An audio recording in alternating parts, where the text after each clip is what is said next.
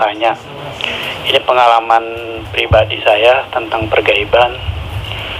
Dari pertama itu kayak pertama saya kejadian ini, saya ini suka nyari-nyari ke kobong, ke pondok gitu ngaji. Terus ya emang di istilahnya tuh kayak ilmu-ilmu yang nggak ada di kitab, ilmu-ilmu istilahnya kehidupan, tentang keduniaan, tentang itu nggak ada gitu dalam hati bisikan itu. Terus saya masih sampai sekarang ya kesini juga masih mencari guru. Makanya karena itu saya suruh nyari guru yang benar-benar. Karena saya tuh orangnya bukan ini, ke kiai-kiai itu kadang-kadang benar-benar lihat dulu, dia paham. Dilepas dulu, pencet lagi. Dia ilmunya bagus, ini bagus, tapi ketika kelakuan kurang ini saya kurang begitu suka gitu pakai.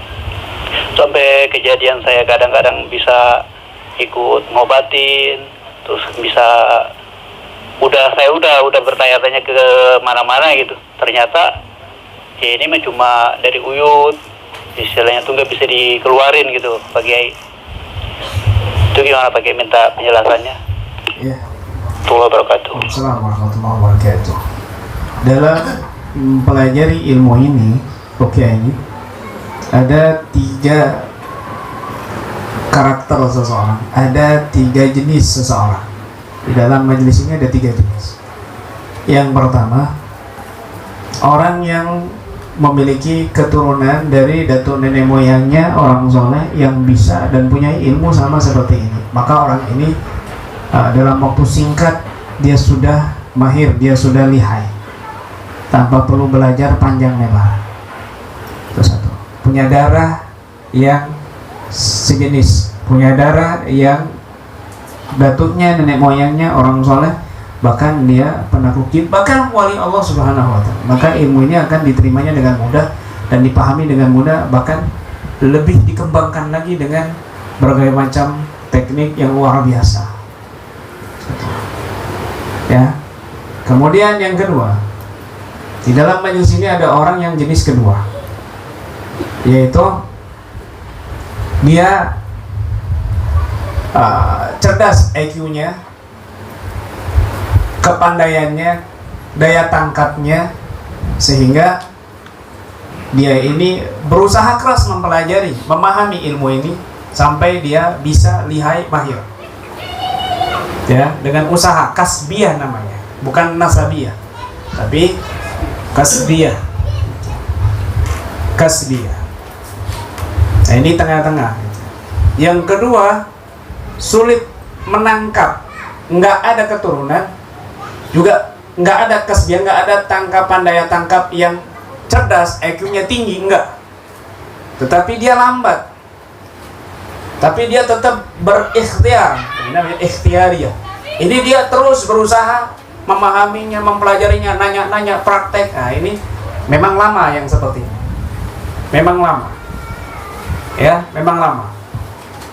Maka 3 jenis ini ada pada orang yang mempelajari ilmu ini. Dengarkan baik-baik. Yang terpenting adalah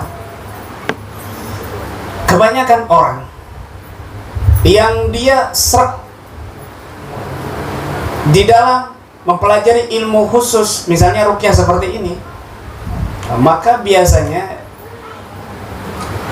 orang-orang yang ada di sini, saya atau kalian semuanya ini, ternyata nenek moyangnya memang dulunya satu kelompok. Mereka adalah pembawa dakwah, dai. Mereka adalah pencegah kemusyrikan, amar ma'ruf nahi mungkar. Mereka bahkan orang-orang soleh, bahkan keturunan sunan-sunan dan sebagainya. Diketemukan dengan orang-orang yang pas. Makanya ketika kamu belajar ilmu karamahan, diminumin air, ditiup, ini nggak jadi-jadi. Teman kamu jadi macan, teman kamu jadi buaya, teman kamu jadi curut dan lain sebagainya. Tapi kamu diminumkan apapun, bahkan masternya, ya, pakarnya, sampai turun tangan, kamu nggak jadi. Berarti nenek moyang kamu mencegahnya. Bukan di situ jalur kamu. Bukan di situ. Tetapi ternyata ketika kamu mempelajari ilmu ini, ilmu yang tersambung, ilmu yang lurus, dan kamu lebih meningkat di sini, kamu lebih baik di sini perubahannya, agamamu dan lain sebagainya, berarti satu jalur dan kamu diarahkan yang putih bukan yang hitam. Jangan heran begitu. Saya pengen jadi dukun dulunya, Kiai. Sampai rambut saya gondrongin. Gua manapun saya masukin. Padahal itu guanya tuyul kan gitu. Ya kan? Sampai dikira saya tuyul kan gitu sampai saya. Nah, tapi nggak jadi-jadi. Dulu saya mancing-mancing hodam, Kiai. Saya panggil itu hodam-hodam. Nggak ada yang datang jin hodam. Yang datang teman saya kan. Nggak jadi-jadi saya. Apa saya nggak bakat? Apa saya kurang konsentrasi? Bukan. Darah kamu darah putih. Kamu memang dicegah oleh nenek moyang kamu di situ. Kamu dibimbing kamu sama nenek moyang kamu. Kamu kejadian-kejadian itu untuk pelajaran hidup kamu supaya lebih dewasa. Tapi nanti diarahkan di endingnya kamu diarahkan ke tempat yang pas buat kamu. Makanya jangan heran. Paham ya? Itu. Tapi kalau kamu bakat luar biasa jadi dukun, nyantet orang kok mujarab, ya alamat ya. Oh mungkin ya nenek moyang kamu dukun semua kan begitu. Nauzubillah min dzalik, paham ya? Begitu. Baik. Ya. Ini kan saya banyak amalan gitu. Amalannya kan udah banyak lah, saya udah dikobong. Terus apa saya masih, tapi jarang-jarang saya wirid malamnya. Kemarin saya wirid terus. Nah sekarang ini kalau misalnya nggak saya wirid lagi itu tuh gimana Pak? Apa saya lepasin aja semuanya? Begini, kalau dirasa amalan ini menjadi beban di hati kamu, ya ini amalan percuma. Meskipun itu apa namanya roti, ya, kalau menjadi beban di hati kamu, ini percuma.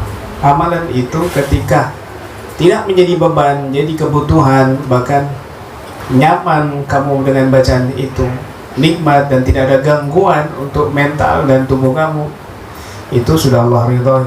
Membuat hati kamu semakin lembut, itu Allah ridhoi, ciri-cirinya begitu.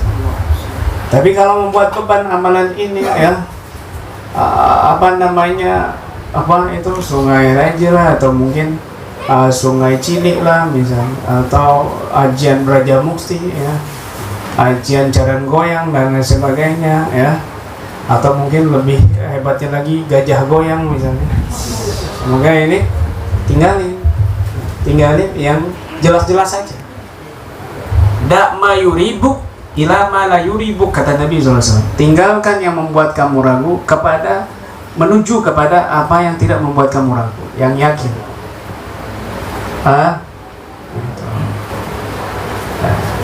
Ya. Pakai hati.